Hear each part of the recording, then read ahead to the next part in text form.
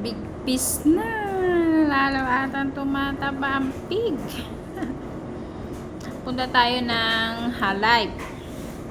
Magbabayad daw ng electric bill. Ano ba yan? Magbabayad tayo ng 979.80. Kaya let's go sa Halip. Baba tayo maski umuulan. Dapat nung trip pa to. Kaso nga lang na-busy tayo. Kaya ngayon palang babayadan. Nababa na tayo. Let's go. Let's go. Tignan natin kung umuulan pa ba o hindi na. Para naman makalabas-labas tayo ng konti. Nakaka-board. 3 days day off. Ano. Tumigil na rin ang ulan. Kaso nga lang makulimlim pa rin.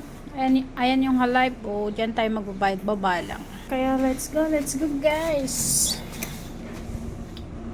Wait lang. Wala pala tayong dalang susi. Kunin muna natin susi natin bago lumabas ng bahay.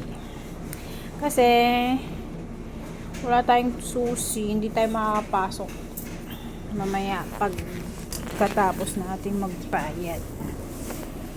We get our key. Ayan, tapos na yung damit na pinainit. Medyo ano siya kasi basa kaya pinainit yung damit. Kalimutan na lang lahat, huwag lang ang susi para makapasok sa bahay. Pag wala to, hindi tayo makakapasok. Pwede na tayo magbayad. Baba na tayo ulit.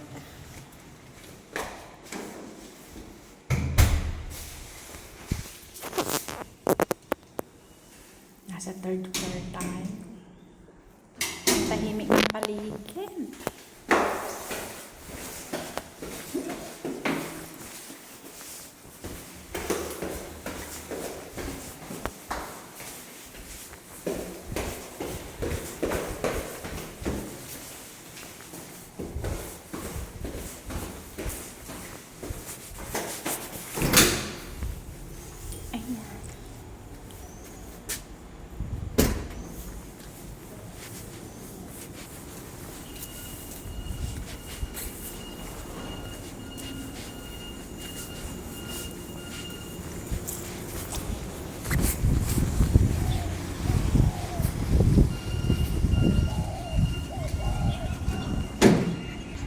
Kala ko hindi ko dala yung pera. Nakaipit pala sa resibo.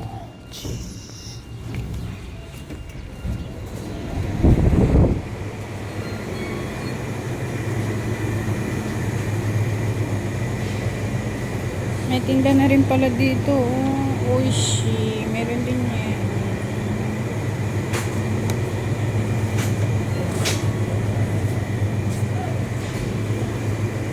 Ikot-ikot muna tayo.